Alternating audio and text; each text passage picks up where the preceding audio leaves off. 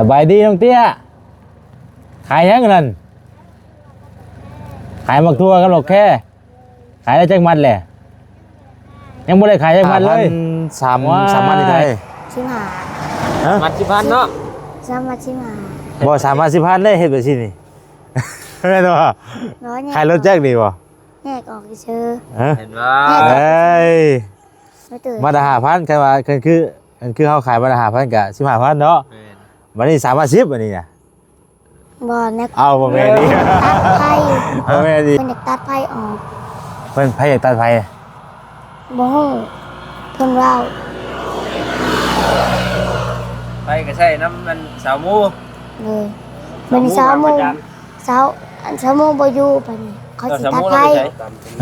บ่ฮู้ 10นี่เนาะเฮ้ย20เนาะเอานี่เอา30,000เลยบ่เกินไปเลยเอา30มันมาเด้อแห้งให้ได้ดิขายบ่ได้ไวเด้อ เลย ไอ้บ่เบิดบ่เขียนมาชื่อเธออีก เด้อ ไว้พดไว้ใช้เพิ่นพดได้มั้ย ทำล้วนๆเล่นบ่เดี๋ยวเท่าไหร่เดี๋ยว เรียบร้อยโอ้ เขาตำมาเลย เออเข้านี่ได้ บ่ตัวนี้ว่าพวก เขาสั่งมาแต่เหนือพวกนี้นี่นะ กำมากำ อันนี้เฮาบ่ได้ผสมอีหยังเลยแม่นบ่ อ้าวคันเพิ่นว่าย่ามันเล็ก ได้เป็นขาย สิคนใดนี่นะเว้าเขาผิด เก็บเงินขายทั่วแล้ว โอ้ยเขากินเด้จ้ะ เอาเลยอันตัวนี้1 2 3 4 5 6 7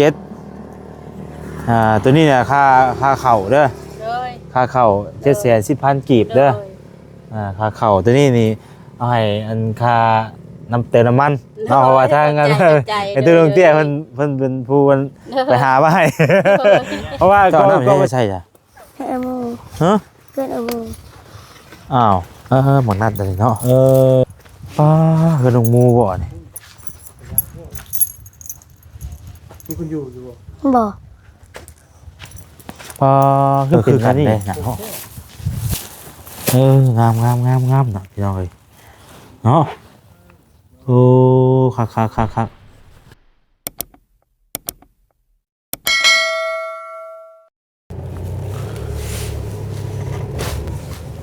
เอาพี่น้องเอ้ยเนาะโอ้ยนี่กะน้องเตี้ยพี่น้องเอ้ยบ่ได้มาแต่ลนเลยขายไปทางเด้น้องเตี้ยนี่เนาะก็ เป็นไม่ขายเก่าเนาะ เนาะบ่ได้มาลนยังเป็นมีค่าคือเก่าอยู่นี่ ขายหน่อยเก็บไม้ อ๋อ ทั่วได้ทั่วให้ หมอกทั่วบ่ ดอกเก็บไม้ เบิ่ง ดอกเค็ม สบายดีน้องเตี้ยขายยังนั่นขายหมักทั่วกับหลอกแค่ขายได้จังมัดแหละยังไม่ได้ขายจังมัดเลยว้ายพี่น้องเอ้ยขายแต่เช้าคุณบ่ยังไม่ได้ขายจังมัดเลยเบิ่งเดี๋ยวเบาลงไปก่อนเด้อเดี๋ยวแอบรถก่อนพี่น้องเนาะจังหน่อยสิตานหน้าห้านเพิ่นบ่มีคนมาซื้อซอยได้จังหน่อยนี่เนาะโอ้ยพี่น้องเนาะบ่ได้พ้อกันลนกำลังเตี้ยยังเป็นไปค่าน้อยคือเก่าอยู่เนาะสบายดีบ่ลุงอีกเทื่อนะโดยบ่ได้พ้อกันแต่ลนตัวคือบ่สูงขึ้นบัดนี่ยังเตี้ยคือเก่าอยู่ยังเตี้ยสมชื่ออยู่เนาะ จังว่าเฮาชื่อหยังว่าสิชื่อแท้เนาะ สบายดีเด้อพี่น้องเด้อเนาะตัวขึ้นน้อยแล้วกูเก่าบัดนี่ฮะ น้องหยังนี่ชื่อจังได๋ เตี้ย น้องเตี้ย ถ้าชื่อเตี้ยเห็นแล้วชุงได้เห็นเนาะ บ่ได้เข้าเฮียนบ่บัดนี้ ดีเด้อพี่ โด น้อง ยเอาลงกันมื้อนี้พี่น้องเอ้ยเนาะ ขายบักทั่ว เบิ่งๆเอาไม้ก่อน ทั่วให้เป็นบ่ เลย หมูทั่วให้เนาะขายมาได้นี่ล่ะ มันหาพัน มาละ5,000 เลย บ่มันก็ลุก มา ได้นี่ มาละ5,000 เลย มาละ5,000 3มันนี่เท่าไหร่ ชิมหา ฮะ มัด10,000เนาะ ซ้ำมาชิมหา บ่3,010,000ได้เฮ็ดแบบนี้นี่แม่นบ่ ร้อยเนี่ย ขายรถแจ็คดีบ่ แยกออกเชื่อ ฮะ เห็นว่า เอ้ย ไม่ตื่น มาละ5,000คือเฮาขายมาละ5,000ก็15,000เนาะ วันนี้310วันนี้น่ะ บ่นะ เอาบ่แม่นอีกบ่แม่นอีกยังใช่นี่น้ำยังนี่ยังนี่ กองเขาแต่เมื่อเช้านี้ ปองข้าวกินข้าวกับพี่เลยตุ๊บ ขายบักทั่วให้ดิเนาะพี่น้องเอ้ยเอาไว้อยู่ข้างในก็ได้จ้ะอย่าว่าจะ มาสิเป็นพ่อค้านี่เด้อเด้อมักทั่ว เอาเวียน 1,500กรรมเด้อ ชงกรรม20,000 ชาวกา เดี๋ยวเลย แบบว่ามาเท่าไรเนาะมาละ5,000 ด้วย 2 มัด 10,000 บ่ได้จะขาย2 มัดเช้า โอ้ย มันหา2 มัดเช้าพี่น้องเอ้ย 2 มัด3,000ดิ3 มัดดิ 10,000 มัด10,000เปลี่ยนอยู่อันนี้เนาะโอ้ยนี่ลุงแล้วฉันลุงเตี้ยนี่ ลุง10,000 โอ้ทุกนกแค่ดงได้บ่เห็นได้นี่นะ โอเคลงบ่ เด้น่ะกกมันในสวนมันบนเก่า อันนี้น่ะปิ้งเอานี่น่ะผู้ตกโคปิ้งให้มันหอมๆ มันละ5,000เด้อถ้ามันไล่เบิ่งนี่เด้อไล่เบิ่งนี่มันสิจักเท่าไรนี่ สิเมา มี บ่ 15 บ่ มัน บ่กล้าเมาได้เห็นเนาะ กินบ่ แบ่งให้ผู้อื่นกินน้ำแล้วจะไปเมาผู้เดียวเนาะบ่ได้ 4 มัดเช้าอ่ะ 10เนี่ยเนาะ สิบเช้า 4 มัดเช้าเนาะ4 มัดเช้าหาก็บ่ได้อีก 20 30 40 40 50 60 70 75,000 70ซะเนาะ ได้อยู่กันว่าอย่าเอาเบิดน้องเตี้ยเนาะ โดย รุ่น5,000ก็บ่เป็นหยัง โอ้เฮาก็มันก็ บ่เป็นหยังดอกคันไปลูกได้ในชวนตัวเอง มันบ่ได้รูปอีก เนาะ เอ้าค่าเหือค่าแห้งได้ซะ ค่าเหือค่า แต่ แห้ง ว่าน้องเตี้ยเฮ็ดกรรมกับครัวนี่บ่ซ้ำกันหรือเปล่าอ่ะตามที่เบิ่งไหน เนาะมีแต่ น้ำมากแม่ มันมีแต่สันแต่ยาวติ แม่นกำด้วยกำใหญ่เลยคนที่ว่านี่พวกข่อยมากข่อยเห็นกำนึงใหญ่กว่าหมู่เลยจะมันไปไหนแบบบัดนี้เด้บ่สิดี นี่ตัวขนาดนั้น ดีบ่ เอาแม่น ดีบ่ นั่นล่ะ เนาะอ่ะบ่อยก็ว่ารับเอียงเด้ มันกล้าเอาเนาะ โอ้ กรรมผู้ใดกรรมผู้ใหญ่เด้อ มีแต่บักทั่วนี่บ่ขายอะไรล่ะ นอกจาก แล้วอื่นเด้ บ่มี บ่มี โดย ไปนั่งอยู่บุญไปนั่งนี่ก็ได้ปะนี่ โอ้หมุนงามเนาะ ใช่โอ้โจเอาพี่น้องเอ้ยเนาะพอดีทั้งเบาแสนเนาะอันลงมามื้อนี้ก็ลงมาเอาเข่ากำเนาะพอดีว่าสั่งทั้งเมตูลงเตี้ยให้เพิ่นหาไว้ให้อะนะเพราะว่าแถวนี้เขตนี้น่ะเพิ่นขายข้าวกำเนาะเขตวันท่านี่เพิ่นขายข้าวกำพี่น้องเอ้ยก็เลยจะ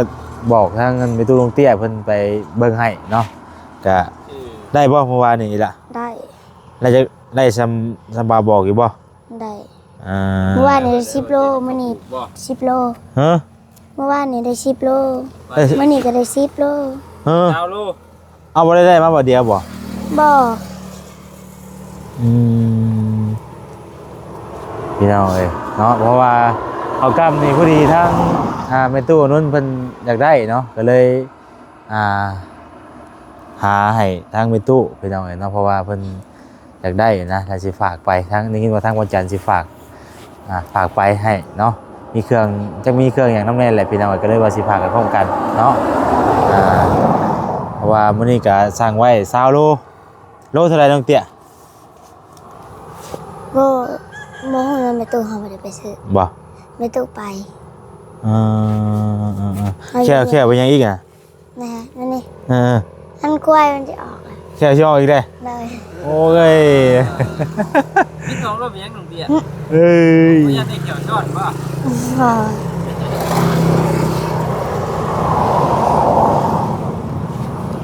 ก็เป็นเงาๆแท้ ฮะ เราจิบเขียวเนาะ ฮะ บ่ อาบน้ำอยู่บ่นี่ไม่ใช่แค่ซอยอยู่เนาะไม่ใช่ซอยอยู่ หมุนมาแต่ปากครัวเนาะ อ่า ได้ปากครัวนะ ในชนมันบ่ เรื่องระบาดสิย่างไปยิงกระตอกกระต่ายนั่นแหละมาก็ได้ได้ดิมนะ นั่งอยู่บักอะไรนี่บ่ได้เบิ่ นอนอยู่ใช้เดี๋ยวนี้นะ มันดูเพิ่นเสียม นอนอยู่บ้านคนสิงห์บุญบ่ โดย เป็นในพื้นไผ่ใช่นั้นไผ่ด่ะ แต่แล้วไอ้หมู่มันบ่มีไผเลยเพิ่นอยากตัดไผ ฮะ เพิ่นอยากตัดไผออก เพิ่นไผ่อยากตัดไผ่ บ่ฮู้เพิ่นว่า ไปก็ใช่น้ำมันสาวมู เลยมันเช้าโมงเช้าอันเช้าโมงบ่อยู่ปานนี้เขาสิ สาว ตัด มู ไผ เราไปใช้ บ่ฮู้ เอา อืม เป็นน้องเตี้ยยังบ่ได้มีไฟเว้ย พ่อแสนลืมไปบ่ตอนน่ะมาลืมพระอาจารย์เคยบอกว่าให้พ่อแสนถามเรื่องไฟอยู่เรื่องลืมนี่แหละข่อยก็บ่ได้ถามเลยแหละ อันแรกบาทนี่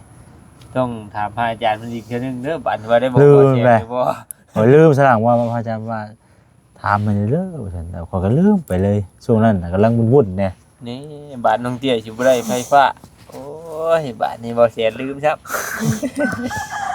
บ่อยู่เฮือนน้องหมู่น่ะมันบ่แม่นไฟที่ว่าเพิ่นต่อเข้ากับกงเตอร์นะ แบบ มันเป็นไฟที่แบบว่า ดึงมาใส่ ดึงมาใส่แล้วก็มันบ่ได้มีกงเตอร์เด้คือเฮือนแม่อุตสาห์น่ะบ่แซ่นเข้าให้น่ะ8ล้านปลายนี่แหละอยู่หั่นน่ะ8ล้านปลายธรรมดา 8ล้านปลายแต่ก็บัดนี้เนี่ยมันสิบ่มันก็สิกลัวเพราะว่ามันยาวเด้ ไก่เนาะ มันได้ดึงแล้วก็ไกลไปอีกเด้แต่ว่า10กว่าล้านเพิ่นบ่จัก ขายตัวได้ก่อนจังใส่เด้อน้องเตี้ยเด้อไฟฟ้าเด้อบ่พอใส่ก็อย่า เดี๋ยวว่าคันว่าลืมก็คือว่าลืมแหละพี่น้อยเนาะว่าแซ่นก็คันว่า เมนก้มเจ้าแล้วกันว่าลืมคือว่าลืมนี่แหละ ถ้ามันแบบแว่วๆในหัวอยู่นะตอนนี้นะ แม่งโยนบ่ เออ ก็ลืมก็เป็นโทษน้องเตี้ยแล้วเจ้าเนาะเพิ่นบอกแล้วบ่นี่เนาะน้องเตี้ยเนาะ โอ้ยเนาะก็ยังอยู่ยังนอนปกติคือเก่า เลย ยังงามคือเก่าแล้วว่าเฮือนน่ะ เลย นะบ่ได้เป็นหยังบ่ ดิตะหญ้ามันขึ้น โอ้ย มันตก ทำไมบ่ขึ้นได้เนาะ ย้ำแรงแม่ตู้สีกับเฮาแล้วก็สีพากันอันทางออก ถ่ายย้ำแรงก่อน เลย บ่เห็นย้ำแรงทางบ่ได้บ่ บ่ ทางเป็นรถเป็นหยัง ทางเป็นแล้วก็มันก็ขึ้นอีก ถ้าทางมาเดียว เลย โอ้ เออ เพื่อจะถ้าทางมาเดียวมันบ่ท่วมหัวบ่ มาเลย เนาะเฮาก็บ่ได้บ่คือว่าแซงก็บ่ได้เข้าไปแต่โดนพี่น้อยเนาะบ่ได้เข้าไปเยี่ยมเบิ่งเฮือนเบิ่งซานแต่โดนแหละเข้าโรงเรียนห้องปอใดอยู่นี่ ปสาม ปสามแล้ว เลย นี่เฮ็ดเก่งคือเก่าอีกบ่ เลยได้ที่สอง ที่สอง โอ้รายที่2ธรรมดาเนาะ ทำยังบ่ทำมันอ้ายแล้วมึงเตี้ยอ้ายนี่นักเรียนน้ำห้องมี30นี่อ้ายก็ได้30แล้วเก่งที่สุด หลายๆกูมือติหลายๆกู เอามาซองมาซี่มาห้าเลย ใส่ ว้าวมากชูนอย่างเดียว มาซูนเลย ใส่หลายกูเนาะ แม่นได้30เลย อันนี้ไม่ใช่ไปเอามาหน่อยกูสิ แม่นเอ้ยแล้วเอาอย่าว่าเสียวกันพี่น้องเนาะเลขนี่ยังเก่งเก่าบ่หลายเลขหลายหยังนี่ เก่ง เก่งเก่าเนาะ มาบาสีแห้งมาเนี่ยมาหมกทั่วมาใช่ ไปไม่ขายเพิ่นเลยเฮ็ดให้ขายลูกค้าพร้อมได้ มา เลขก็เลขบ่เลขก็เลขเนาะบ่เลขก็เลขน้องเตี้ยเอ้ย หายมาเท่าไหร่ก็ มันหาพัน มัน5,000 เลย สามารถ10,000 ได้เยอะ อะไรอยู่ใช่โมเมนต์ต่อเนาะเพื่อนได้พี่เราเลยแล้วเว้าหยอกกันซื่อๆเนาะก็จังหน่อย FC ว่าโอ้ยเพิ่นขายสำนั้นก็ขายเพิ่นช้าจะสิไปต่ออยู่ อันนี้คือเอาหยอกน้องเพิ่นเนาะก็มัน5,000กับมัน5,000พี่น้องเนาะ ต้องเป็นว่าสามารถเช้าได้บ่ สามารถเช้าได้บ่ มันต้องเอาขึ้นได้เนาะ บ่ได้35 มันต้องเอามาสีอวบในอยนึงมันจังตามแซ่บ นะครับตาม 10นี่เนาะเฮ้ยเช้าเนาะเอานี่เอา30,000เอา30ด้วยแหละเอา ตัวซอย30พี่น้อยเนาะช่วยน้องเพิ่นก่อน ดูวิถุงใหญ่ใช่เลย ฮะ เอาวิถุงใหญ่ มุ้ยโถงใหญ่ เลย เดี๋ยวเบิ่งบ่าวเบิ่งโถงก่อนจะว่ามีเยอะมันเลิศเบิ่งโถงก่อนเด้อบ่มีใช่โถงเอาล่ะ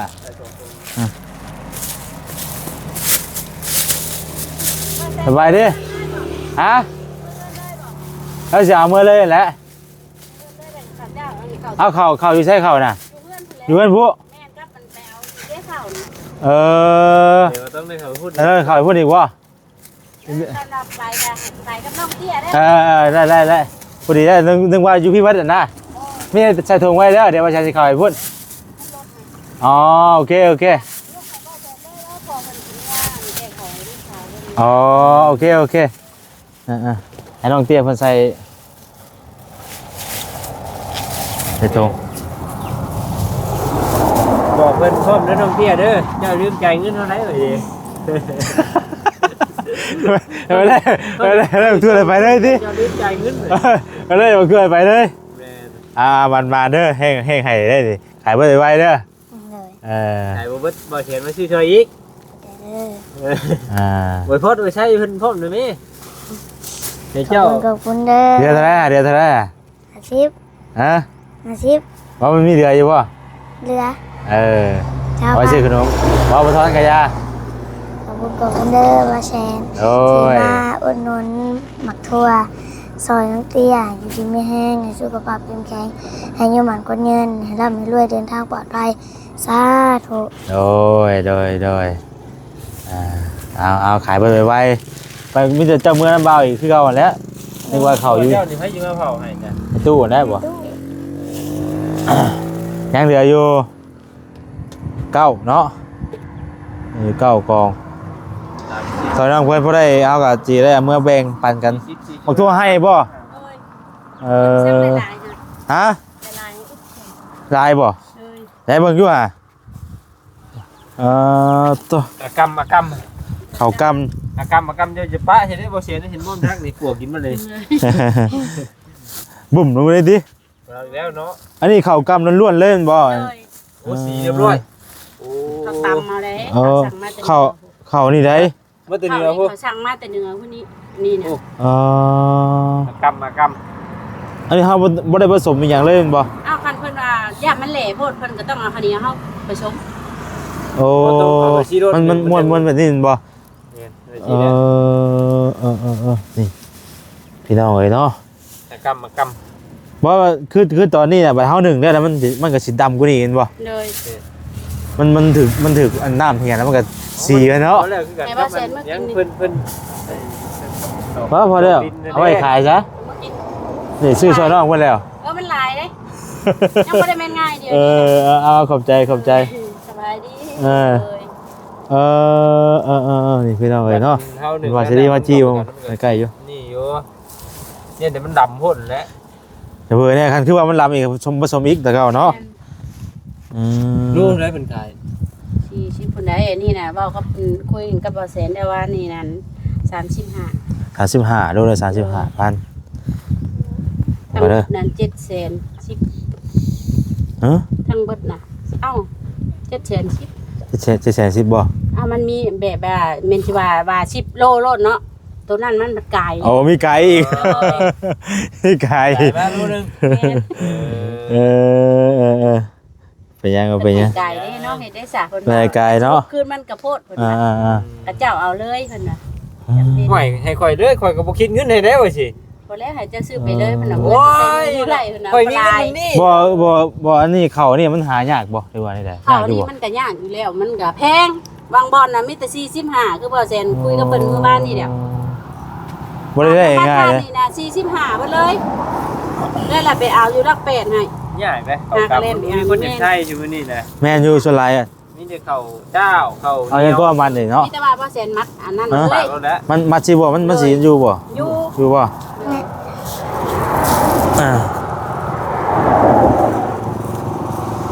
710,000เนาะ เลย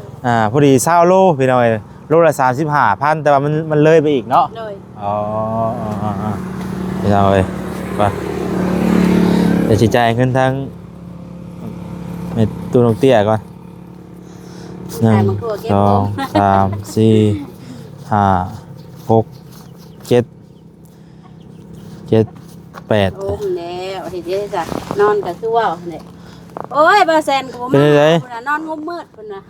เออ เลยงมมืดเด้ งมมือเด็ด เอาอันไทยบ่มีเนาะอันไทยอันที่ว่าต่อน้ำขาวก็สิตัดมือวันจันทร์นี่ ไว้สิพันว่าเบี้ย เพิ่นสิตัดมือวันจันทร์นี่เด้ มันสิตัดไพ่เด้อ แม่น อ๋อตัดที่น้องมูกับ เพิ่ ว่าน ไทยอยากได้แต่ดึงเงาพิ่น เรื่องเอาท ว่า หารเลยอันนั้นไพ่เพิ่นจ้อยใส่สิเนาะ โดย ให้ไว้5,000ก็ได้ วันนี้เดี๋ยว เอาก่อน เพิ่น เอา ว่า เอาก่อนก็ได้เอาก่อนก็ได้ คำผู้ใดมีก็ดึงเงาเพิ่นว่ามันมีแต่ คนไทยใช้กันก้อนพี่น้องเลย เพิ่นบ่หาล้านหนึง เพราะฉะนั้นเนาะเดี๋ยวนั่นนก่อนพี่น้อยก็เฮ็ดจังได๋ใช่มันเพิ่นตัดแล้วก็ปกติเพิ่นได้เนาะเฮาก็เสียเงินกับไผอยู่แม่นบ่แต่ว่าเพิ่นอยากให้มีกงเตอร์เอาเองเนาะ เพิ่นว่าคำมันอยากสะดวกใจแล้วเพิ่นว่าดึงเอาเลยเพิ่นว่ามีแต่หาล้านหนึง หาล้านบ่ โดย เออ มีแต่เตี้ยเกินใกล้ๆอันนี้เราดู เออหาล้านก็เขาก็ไม่อุตส่าห์8ล้านผู้ไปล้านปลายผู้ แล้วว่าหาล้าน ถ้ากงเตอร์องค์ยังเล่นบ่ แม่นมีแต่ขาใส่ สุดเลย โดย เก็บเงินขายทวนแล้ว โอ้ยข้าวกินเด้จ้ะ เอาเลยอันตัวนี้1 2 3 4 5 6 7ตัวนี้เนี่ยค่าเข่าเด้อ โดย ค่าเข่า710,000กีบเด้อค่าเข่าตัวนี้นี่เอาให้อันค่าน้ำเติมน้ำมันเนาะเพราะว่าถ้างั้นไอ้ตัวลงเตี้ยเพิ่นเป็นผู้มันไปหามาให้ เพราะว่าก็ประชาชนคิดเห็นเป็นตัวลงเตี้ยน่ะคือแบบอยู่เขตนี้มันต้องมีอ่ะนะเพราะว่าแต่ว่าเขาจะไปหาเขตอื่นก็บ่มีเด้เข่านี่น่ะ แรงนึงเดี๋ยวนี้อยู่นี่นะว่าบ่ให้กินข้าวกล้ำยันไปน้องเต้าว่ายันอันนั้นมันจะมายังขายข้าวกล้ำให้คนกินอยู่ แม่นแหละ บ่เป็นหยังของแนวอยู่ในขอบเขตนี่เด้เนาะ โดย คนมาทางอื่นทางไกลสินะ โดยแม่เอ้ยเพิ่นน่ะโดนเติบเบิ่งบ่าวแสนมาวันนี้เพิ่นก็สิตื่นนี่ดอกมันเป็นหยังก่อนเอาไม้ถึงกอได้เพิ่นยังบ่ เอ มา อ FC ผู้ใด ป้าเอาบ่ได้ล็อกเฮือนไว้บ่ กระเจมีเรียบร้อย ป้าต้องเตี้ยเอากุญแจไปละไปเฮือนไปเพราะว่าบ่มีเวียกไปหลายทางอ่ะนะอย่ามันสวยไป เร่งด่วนจด ตั จ้าว นี้ขายประตูตัวนี้แหละขายห้อง เออขอบใจเลยตัวน้องเตี้ยเด้อ โดย ขอบใจละลายเอาเข้าไว้ในเนาะอย่าฝนตกเนาะ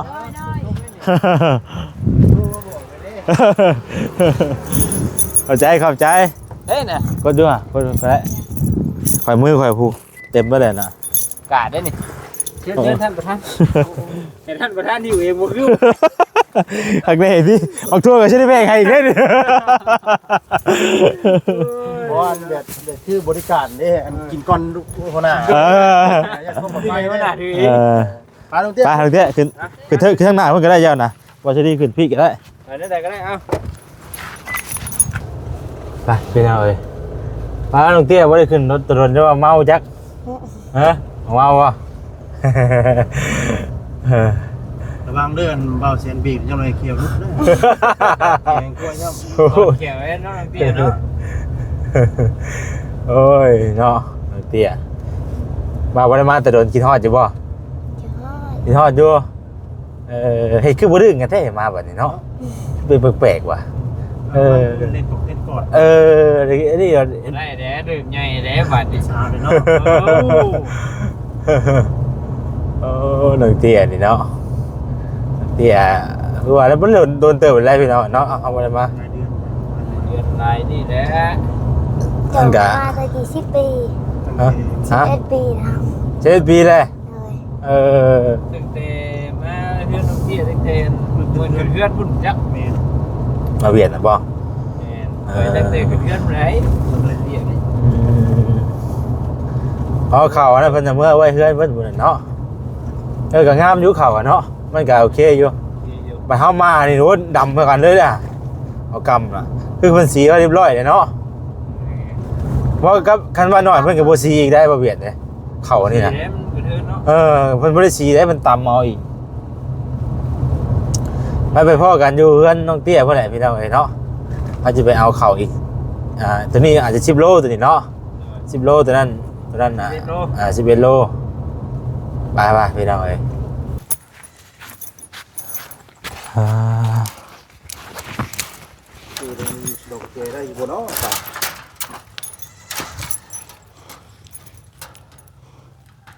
บ่ได้มาแต่โดนน้อยงามคือเก่าเนาะได้เฮ็ดให้เพื่อนนี่ ไหนบ่โอ้หญ้านี่เนาะหญ้านุ่มๆนี่เด้อพอน้ำก็คือพวกเทล่ะใช้งานมันจะบ่ฮะ บ่ น่ะทางหญ้ามันจะก็เห็นเนาะบ่ได้ใช้บ่เดี๋ยวนี้น่ะ อืม เอาคือบ่ได้ใช้เจ้าเอาน้ำใช้จ้ะ เอามือ ฮะ เกินเอามือ อ้าวเอาอยู่เลยมูไปเลย อ้าวต่างว่าแท้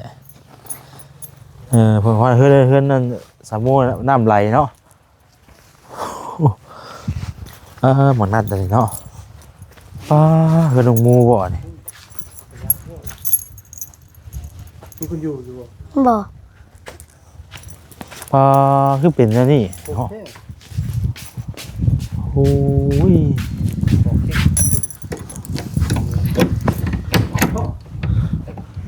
เฮือนของมูพี่น้องเอ้ยเบิ่งเอาเนาะเป็นจังนี่เนาะ มาแซน ฮะ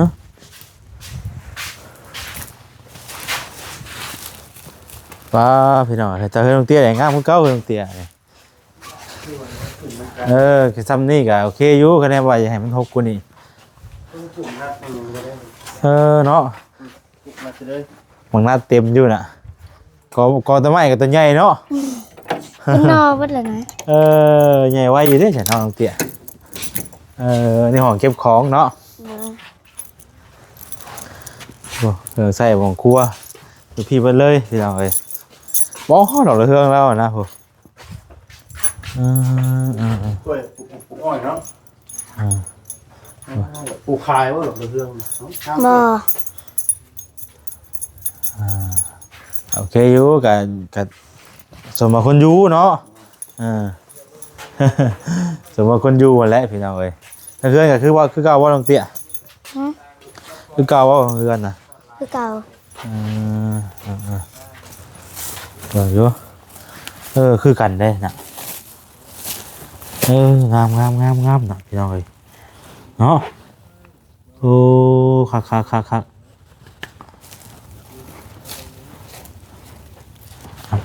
ฟังก่อน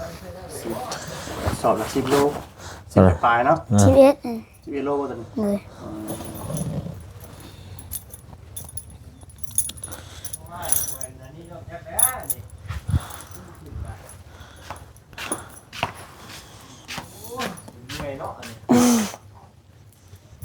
เดี๋ยวต้องเที่ยวทุกป้ายมันแปลกแท้นี่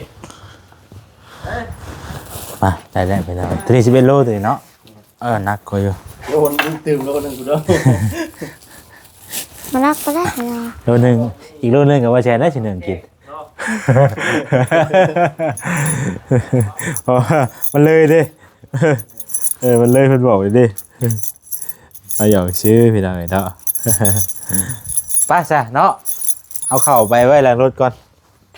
น้องเตี้ยไปซะเดี๋ยวทางบ่แชร์สิขอตัวจบคลิปซะก่อนพี่น้องเนาะผิดพลาดประการใดก็ขอโทษขออภัยสำหรับมื้อนี้ก็มาเอาข้าวกำเนาะไปฝากทางเมตู้อานนท์พี่น้องเอ้ยฝากเพื่อพี่น้องทางเมตู้ว่าอยากได้หรือว่าจังใดนี่แหละพี่น้องเอ้ยประมาณนี้แหละเนาะเฮาก็เลยจะเตรียมฝากไปให้เนาะก็ข้าวกำได้21 โลเนาะสั่งไว้เนาะให้เมตู้ลงเตี้ยเพิ่นหาให้รวมเบิดแล้วก็710,000 กีบเนาะ710,000 กีบแล้วก็บัดนี้อย่างก็แล้วก็ให้เพิ่นอีกค่าน้ำค่าใน100,000ผู้ดีเป็น810,000เนาะไปใช่พี่น้องขอตัวน้ำลาไปก่อนอยู่ดีมีแห้งบ่จุกูจุคนผิดพลาดจังไรก็ขอโทษขออภัยแล้วสำหรับคลิปนี้น้ำลาไปก่อนสบายดีเด้อพี่น้องเด้อเนาะสบายดีเตี้ย สบายดี โดยมา